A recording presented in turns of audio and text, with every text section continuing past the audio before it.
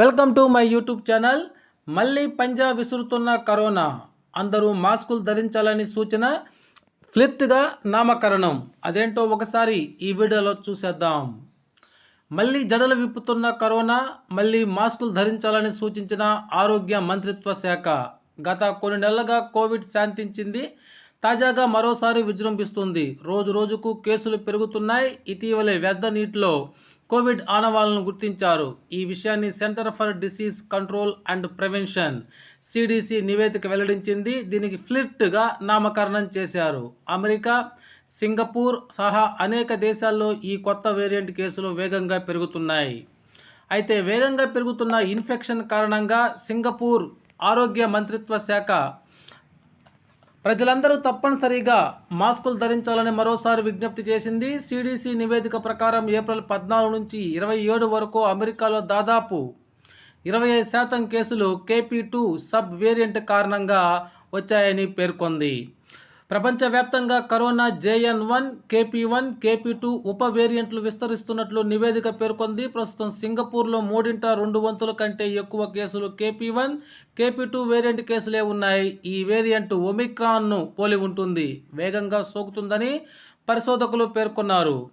అయితే వ్యాక్సిన్ ద్వారా శరీరంలో ఉత్పత్తి అయిన యాంటీబాడీలను సైతం తప్పించుకుంటాయని తెలిపారు. సిడిసి డేటా ప్రకారం ఫ్లిట్ వేరియంట్ KG1.1, KP2 వేరియంట్లు ప్రస్తుతం వేగంగా అభివృద్ధి చెందుతున్నాయి.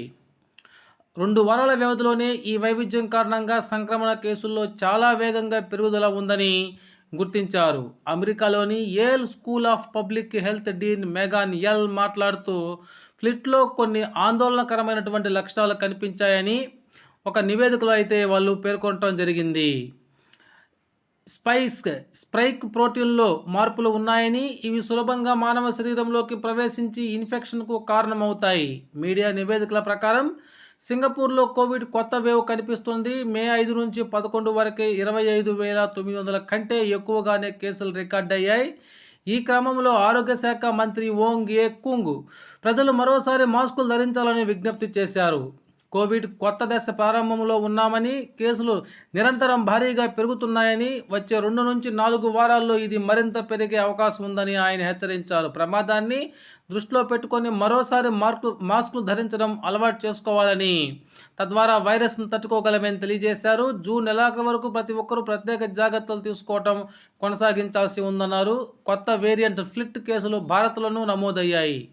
ఇప్పటి వరకు 250 వరకు కేసులు నమోదయ్యాయని తెలుస్తోంది. మహారాష్ట్రలోనే KP2కి చెందినటువంటి 91 కేసులను గుర్తించారు. రాష్ట్రంలోని కరోనా కేసులు పెరుగుదలను సూచిస్తుంది. మే 15 వరకు పూణేలో అత్యధికంగా 51 మందికి ఈ కొత్త వేరియంట్ సోకింది. 20 కేసులతో థానే 2వ స్థానంలో ఉంది. అమరావతి, ఛత్రపతి సంభాజీనగర్ జిల్లాల్లో ఒక్కొక్కటి 7 కేసులు నమోదయ్యాయి. ఇది ఇలా ఉండగా సిడిసి నిపుణుల లెక్క ప్రకారము సెప్టెంబర్ 2023 నుంచి కేవలం 22.6% వరకు మాత్రమే వయోజనులు వ్యాక్సిన్ పొందారని చెప్పేసి తెలియజేసింది. ఓకే ఫ్రెండ్స్, ఇది సమాచారం. మీకు నచ్చినట్లయితే ఒక లైక్ చేయండి. Thank you.